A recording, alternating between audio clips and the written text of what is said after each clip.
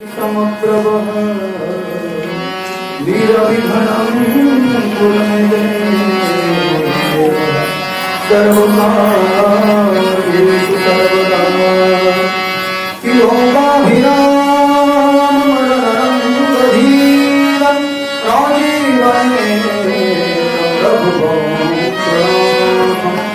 कारुण्यरूपं करुणाकरं तं श्रीरामचन्द्रं शरणं प्रपद्ये। मनोजवं मारुततुल्यवेगमजितेन्द्रियं बुद्धिमतां वरिष्ठं वातात्मजमवानुरयुतमुक्तं श्रीरामदूतं शरणं प्रपद्ये। सच्चिदानन्दरूपाय दिशभूतमत्यादिहेतवे तापत्रयविनाशाय श्रीकृष्णाय नमः। ओम नमो भगवते वासुदेवाय हरये परमात्मने प्रणतहंसेशाय गोविन्दाय नमो नमः। नमो देव्यै महादेव्यै शिवायै सततं नमः। नमः तत्रे वदराजै नियतां प्रणतोऽस्मदां गुरुर्ब्रह्मा गुरुर्विष्णु गुरुर्देवो महेश्वरः गुरुः साक्षात् परब्रह्म तस्मै श्री गुरवे नमः। ध्यानमूलं गुरुमूर्ति पूजामूलं गुरुपदः मन्त्रमूलं गुरुर्वाक्यं मोक्षमूलं गुरुपदः अखण्डमण्डलाकारं व्याप्तेन चराचरं तत्पदं दर्शितं येन तस्मै श्री गुरवे नमः। महायोगपीठे तटे भीमरथ्यं वरकुण्डलिकाय रातोमन्यसमागतरिष्टं दमानं परममणिं भजे पाण्डुरङ्गम् अतुलितबलधामं हेमशैलाभदेहं गङ्गवनप्रशालं यामिनामगण्यं सकलगुणनिधानमधीशं रघुपतिप्रियभक्तं वार्तजातं नमः।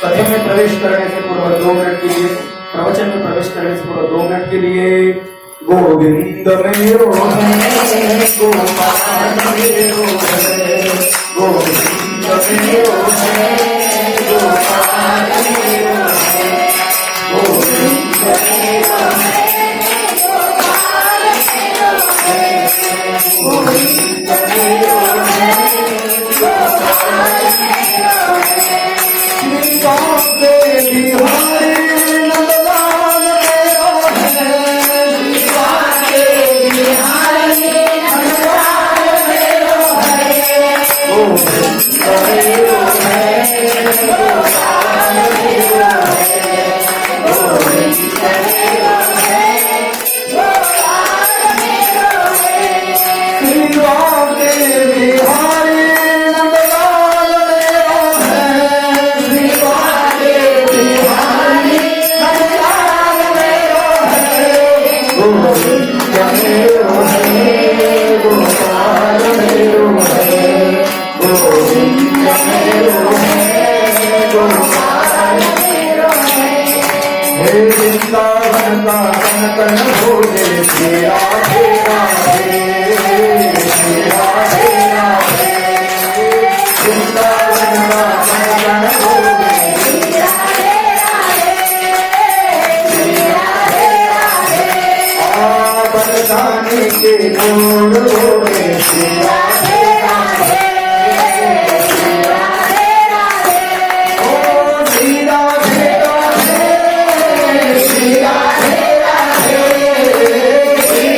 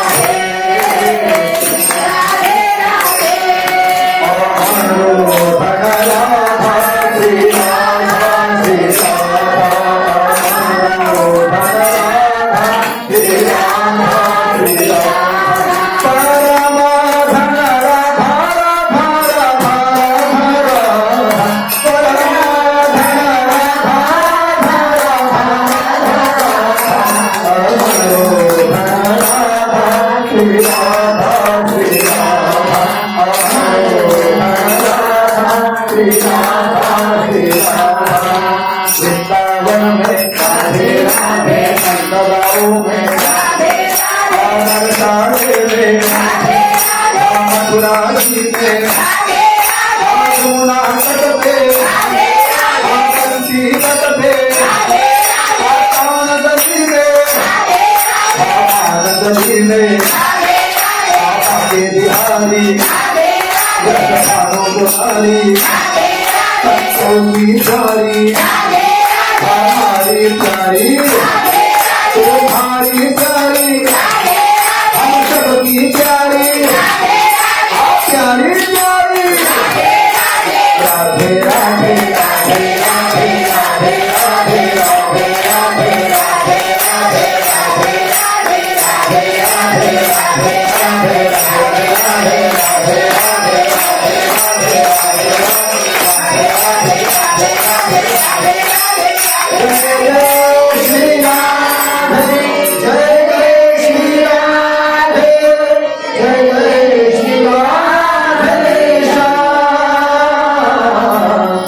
शिव महापुराण भगवान दत्तात्रेय महाराज गुरुदेव भगवान। पतित पावन माँ गंगा का प्राकट्य दिन गंगा दशहरा। आज के इस पावन पर्व पर पावन पर्व काल में पूर्व 9 दिनों से जिस दिन से गंगा दशहरा का प्रारंभ होता है, माने कि इस 2021 में 11 जून 2021 से लेकर के इस 20 जून 2021 इन 10 दिनों में माँ गंगा की विशेष आराधना की जाती है।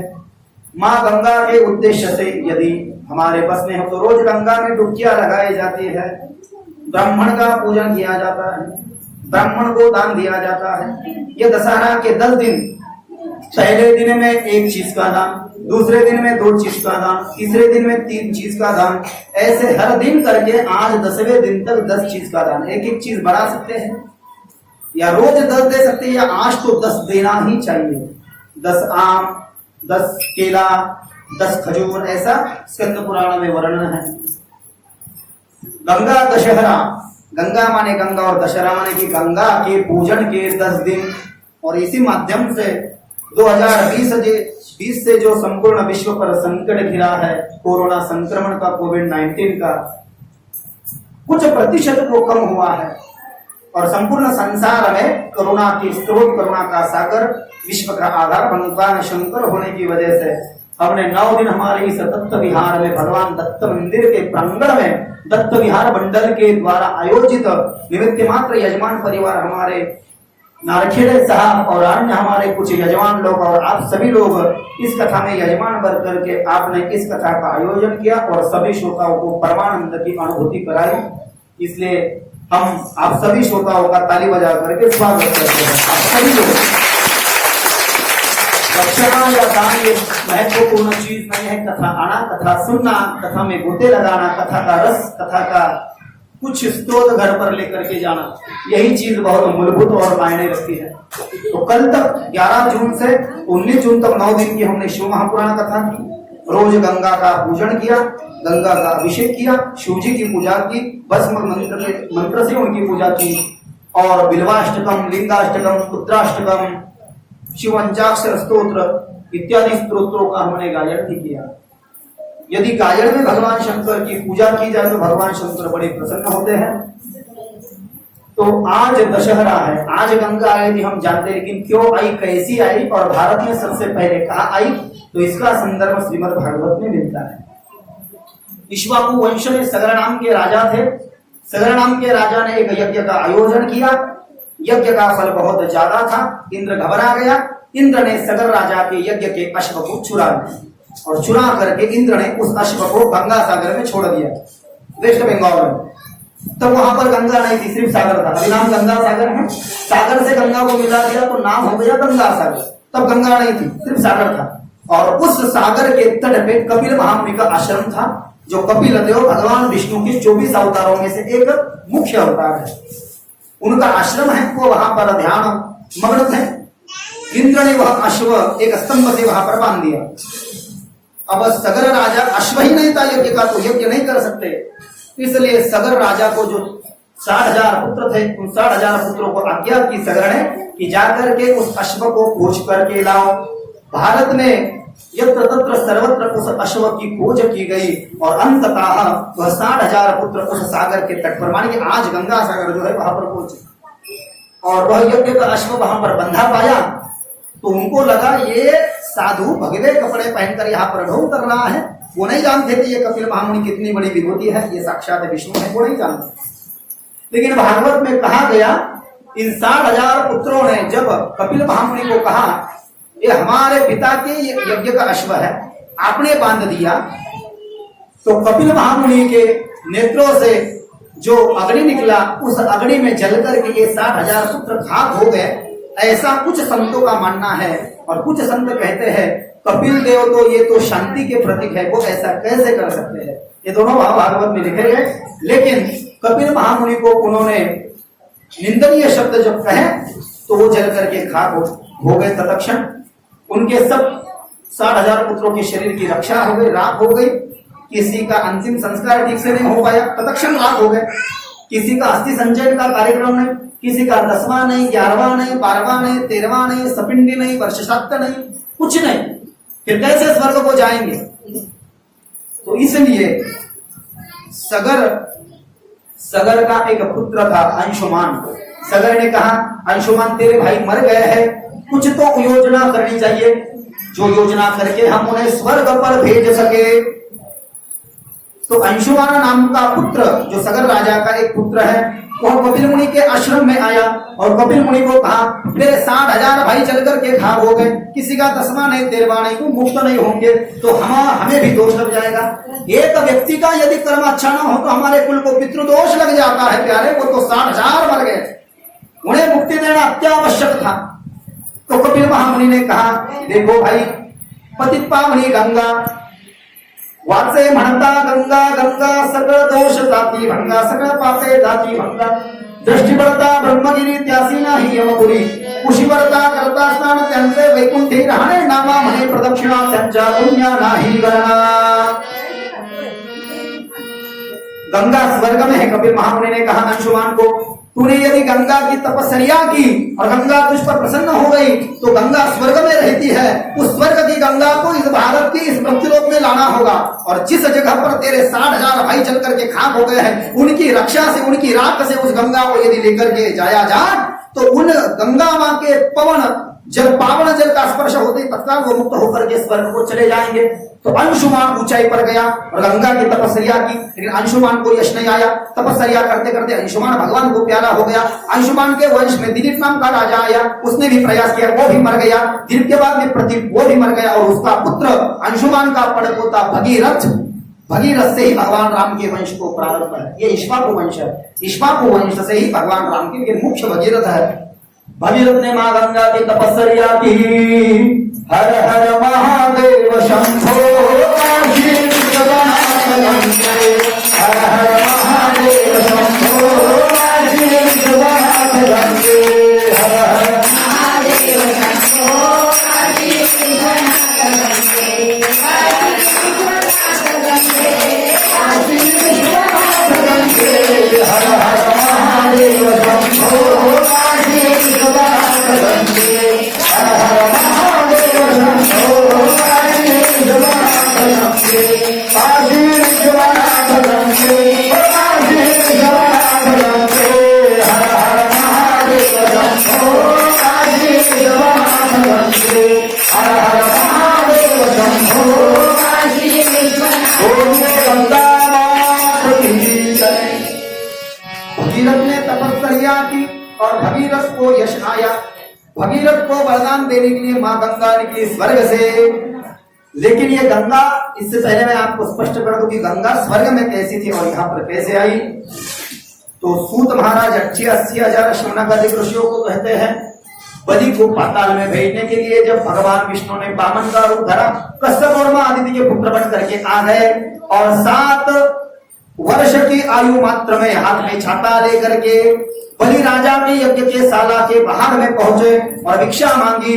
राजन भिक्षाम देहि, मैं ब्राह्मण का पुत्र हूं, बलि ने कहा मैं ब्राह्मणों का बहुत आदर करता हूँ, आप जिधर नजर डालोगे वामन वो जमीन आपकी हो जाएगी। लेकिन वामन ने बलि से कहा न मुझे हीरे जवाहरात चाहिए, न मोती चाहिए, न सुवर्ण चाहिए, न हाथी चाहिए, न अश्व चाहिए, न घर चाहिए, न कुछ नहीं चाहिए। मैं आचार्य ब्राह्मण परिवार से हूँ और आजकल तब करना हो तो जहां तहां आवाज ही आवाज है। कलयुग में बहुत आवाज कर रहे हैं लोग, शांतता कहीं है ही नहीं, और हिमालय में तो हम जा नहीं सकते।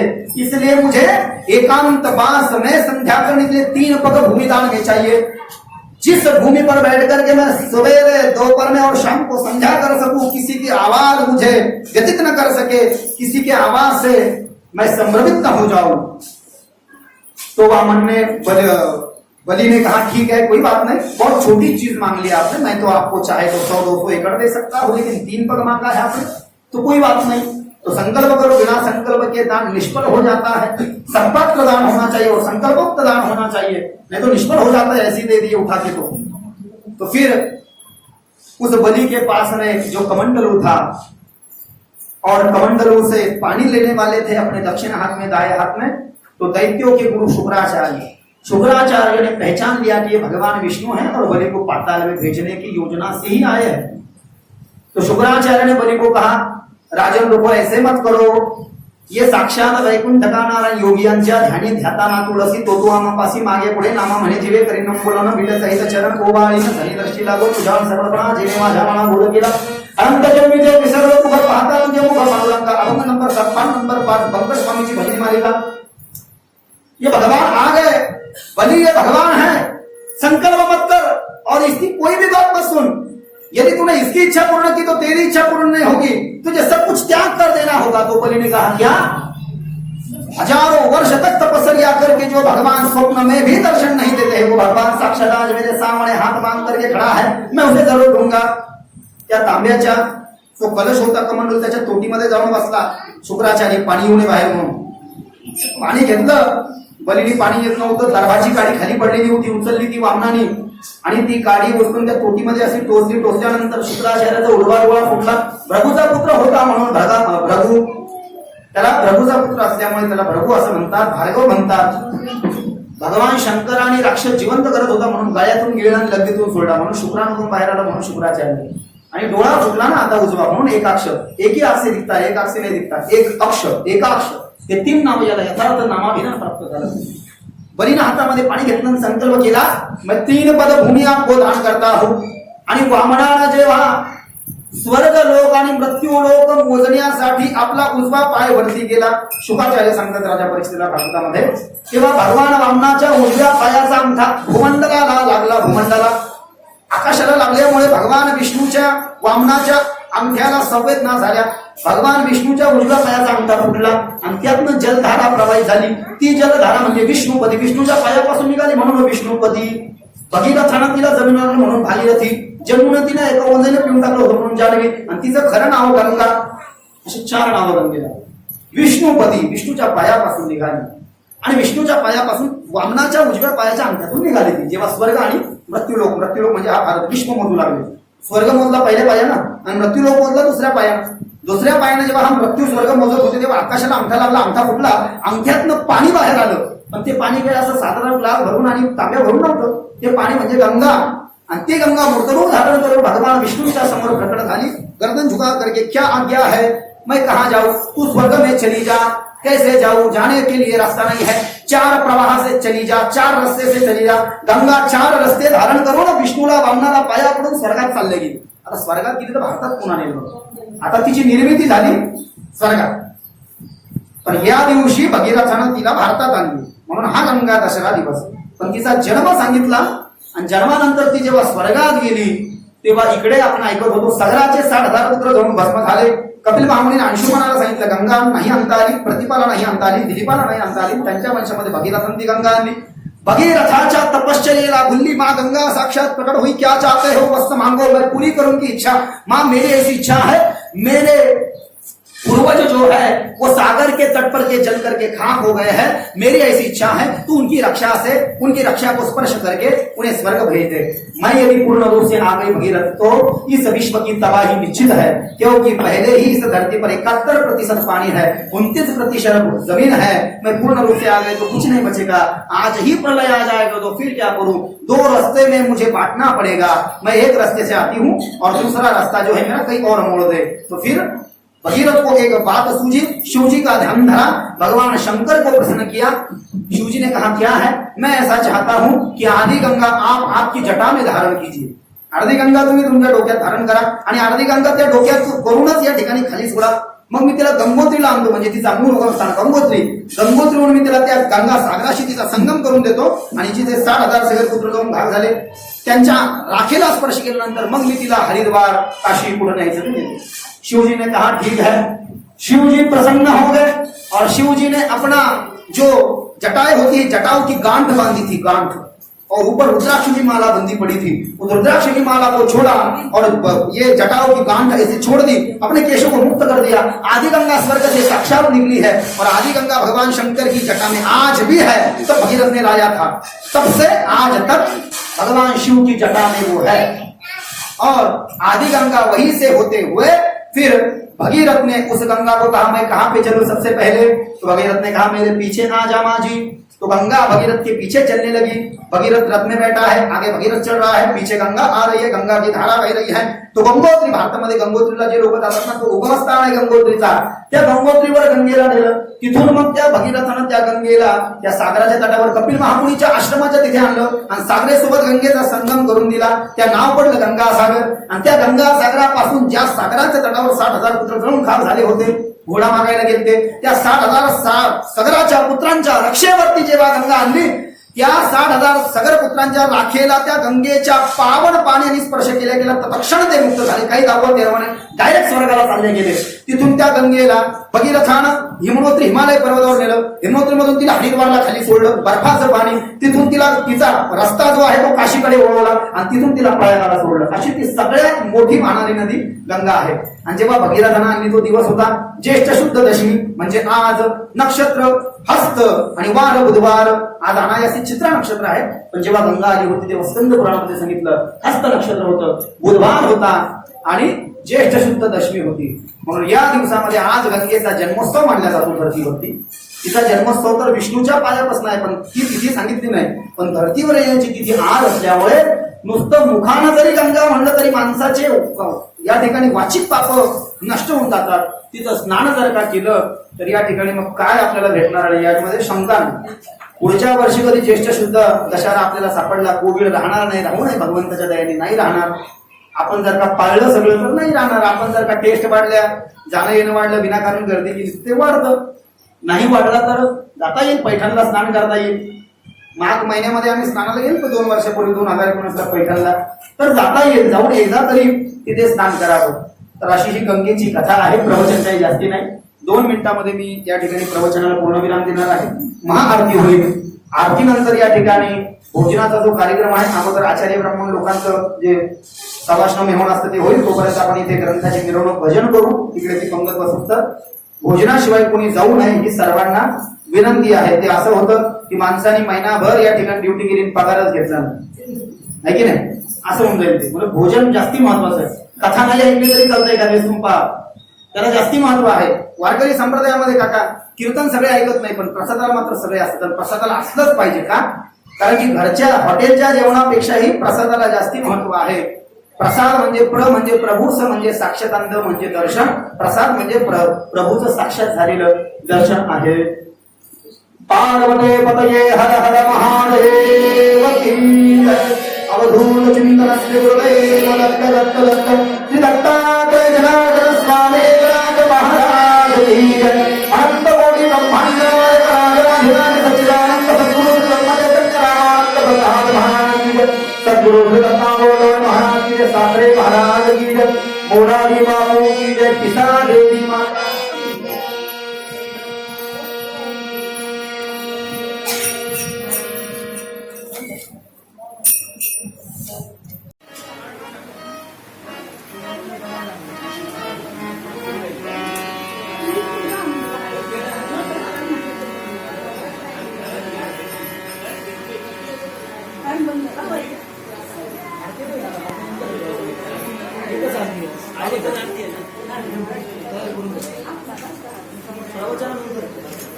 आज नसती वारकरी संप्रदाय